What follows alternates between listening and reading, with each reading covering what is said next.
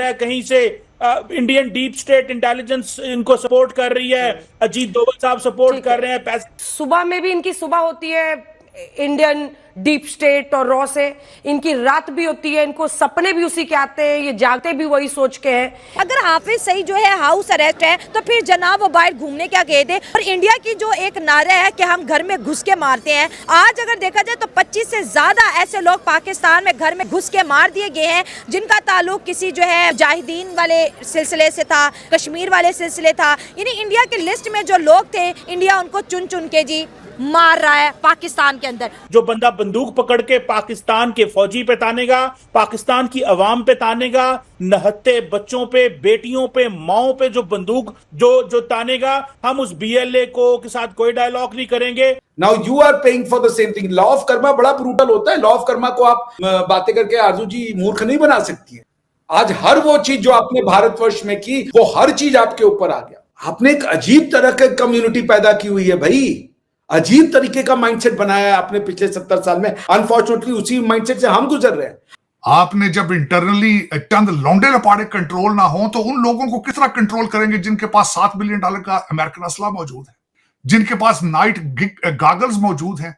एक तरफ बीएलए ने पाकिस्तान में तांडव मचाया है और पाकिस्तानी आर्मी का जीना मुश्किल कर दिया है। उसने पाकिस्तान आर्मी बस में हमला कर 19 पाक फौजियों को जन्नत पहुंचा दिया। बीएलए की इस कार्रवाई के बाद पाकिस्तानी आर्मी की टांगें कांप चुकी है। दूसरी तरफ अननोन रॉ एजेंट पाकिस्तान में कश्मीर का सपना देखने वालों को पहली फुर्सत में निपटा रहे हैं, जिससे आईएसआई और आसिम मुनीर की पैंट गिली हो गई है। जब से बीएलए ने पाकिस्तानी आर्मी को निशाना बनाया है, आसिम मुनीर अंडरग्राउंड हो गया है। भारत के एनएसए अजीत डोभाल ने पाकिस्तान को पहले से ही बलूचिस्तान में आग्रह किया था कि अगर उसने कश्मीर को तोड़ने की कोशिश की तो कल पाकिस्तान के ही टुकड़े हो जाएंगे, और आज वो सच होता दिख रहा है। लेकिन पाकिस्तानी एनालिस्ट कमर चीमा जैसे लोग इसमें इंडिया और एनएसए अजीत डोभाल को निशाना बनाते हैं कि वो इस काम में बीएलए का इस्तेमाल करके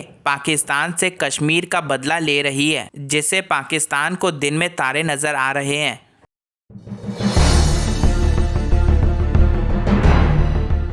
मैं हैरान हो गया, कौन है हाफिज सईद? क्या कंट्रीब्यूशन है उसका पाकिस्तान के फ्यूचर में? क्या आप पाकिस्तान का फ्यूचर हाफिज सईद में देखते हैं? आप पाकिस्तान की एक नॉर्मल जो साधारण जनता है उसके जीवन की रक्षा की कोई गारंटी नहीं है, लेकिन आपने हाफिज सईद की सुरक्षा में इतने हजारों करोड़ रुपए इन्वेस्ट कर रखे। कौन है वो? क्या अचीवमेंट है उसकी? अगर वो मर गया तो इट्स अ गुड रिडेंस। उन्होंने बंबई में जो अटैक करवाया 26/11 में, जो हमारे देशवासियों की जान गई, उसमें क्या मुसलमान नहीं थे? बहुत ज्यादा संख्या में मुसलमान थे। आरजू जी शायद आपको पता नहीं है। ये जब हम कह रहे थे तब तो तुम टेररिज्म को अपनी इंस्ट्रूमेंट ऑफ स्टेट पॉलिसी बना रखे थे। तब तो तुमने क्या ये डिवाइस पॉलिसी में सिक्योरिटी स्ट्रेटेजिक पॉलिसी थी कि ब्लीड इंडिया बाय 1000 कट्स। क्या हुआ bleed India by 1000 cuts? Now you are paying for the same thing. Law of karma बड़ा ब्रूटल होता है। लॉ ऑफ कर्मा को आप बातें करके आरजू जी मूर्ख नहीं बना सकती है। आज हर वो चीज जो आपने भारतवर्ष में की, वो हर चीज आपके ऊपर आ गया। कौन है ये पख्तूनख्वा के लोग? ये आपके लोग नहीं है। और आपने जो 4 पॉइंट्स लिखे हैं, उन 4 पॉइंट्स की अचीवमेंट ये है कि हम जो है वो फिजाई और जमीनी दोनों हमला करेंगे।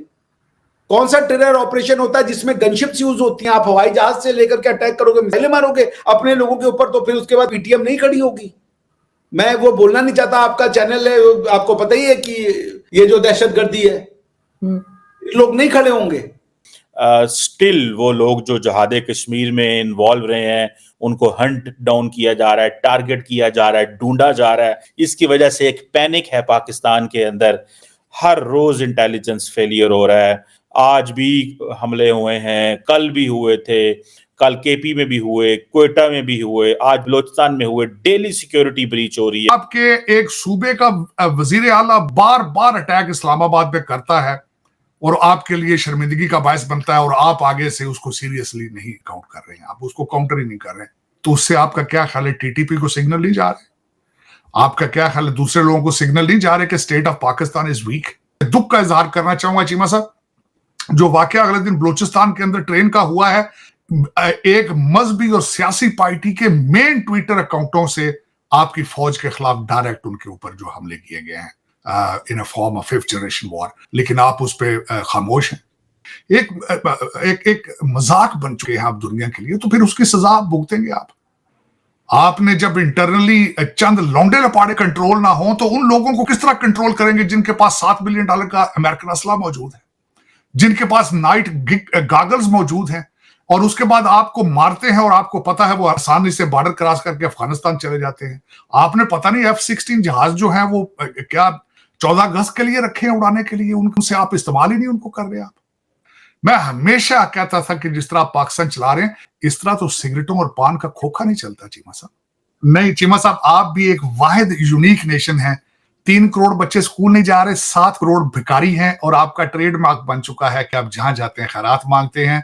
लोग बेजार हैं। आपके लोग जो दुबई में हैं, खवातीन वीडियो मालों में बना बना के लगाते हैं और इस्लाम का प्रचार खुलेआम करते हैं। मैं बात नहीं भूलूंगा, और आपके लिए मखसूस लफ्ज हैं रफीक, गरीब और मस्कीन, ये कहा जाता है, जिसका इसका मतलब डायरेक्टली होता है 3rd class citizen, almost hardly human matter of fact. तो ये देखें ना, इस्लाम चीमा साहब, 2 चीजें। मैं आज एक बड़ा बेजार हूं इस चीज से। रमजान के अंदर आपके ऑलमोस्ट डेली बेस पे मस्जिदों में बम मारे जा रहे हैं। किसी दूसरे इस्लामिक कंट्री के अंदर ये नहीं हो रहा है, किसी दूसरे कंट्री के अंदर, ना भारत में, मलेशिया में, इंडोनेशिया में, बल्कि अफगानिस्तान में भी नहीं हो रहा है जो आप कर रहे हैं, क्योंकि आपको पता ही नहीं इस्लाम क्या चीज है। आप खुदा के घर को भी अगर स्पेयर नहीं कर रहे, तो imagine what kind of Muslim you are. ये बहुत बड़ा क्वेश्चन मार्क, बहुत बड़ा क्वेश्चन मार्क। नौज़ुबिल्लाह, मैं सोच नहीं सकता कि आप एक मुसलमान भाई या किसी भी जिंदा शख्स को या किसी जिंदा चीज को स्पेयर करना तो बहुत बड़ी बात है, आप खुदा के घर को भी स्पेयर नहीं कर रहे हैं। तो आपको जागना चाहिए। खुदारा ये लोगों को नमाज तर्जमे के साथ सिखाएं, इनको अस्सलामु अलैकुम का मतलब सिखाएं कि जब तुम सलामती की दुआ करते हो उसकी कमर में छुरी नहीं मारनी चाहिए। रमजान का मतलब सिर्फ डाइटिंग प्लान नहीं है चीमा साहब, आंख का रोजा, सोच का रोजा है। बात तो सही है ताड़ साहब, डाइटिंग प्लान नहीं है, और सही बात है कि हमने रमज़ान तो फिर हम, आपको पता है, मुनाफाखोरी में ही हमारा चलता है ज़्यादातर। हमें रमज़ान के स्पिरिट का तो नहीं पता, अब तो आहिस्ता आहिस्ता। चीमा साहब, आज दुख वाली बात है, बल्कि रोजों में आपकी दहशतगर्दी ज्यादा बढ़ गई है। रमजान के अंदर दहशतगर्दी मजीद बढ़ गई है। ये आपका इस्लाम और रमजान से मोहब्बत का आपका ये देखे इजहार किस तरह है, किस तरह इजहार करेगा। सही कह रहे ताड़ साहब, और ये कहते हैं अपने आपको मुसलमान है, दहशतगर्दी बढ़ गई है, बंदे मारी जा रहे हैं, और हर बंदा जो दूसरे बंदे को मार रहा है वो ये कह रहा है ये जहन्नमी है, मैं जनती हूँ, मैं शहीद हूँ, मैं शहीद हूँ, ये मैंने जहन्नमी मारा है। ये फार्मूला ताड़ साहब। चीमा साहब, किसी इंसान को क्या, किसी जानवर को भी मारना ही नहीं पता, जानदार चीज को भी तकलीफ देना कितनी एक सख्त गुनाह है या कितना बुरा एक्ट है। किसी का माँ का बच्चा, किसी बीवी का हस्बैंड, किसी बच्चे का बाप मारना और कहना ये जानवी है, और तुम कह रहे हो खुदा को खुश कर रहे हो। कौन सा खुदा में बिलीव करते हो भी तुम? मेरे समय से बाहर, मेरी समझ से बाहर।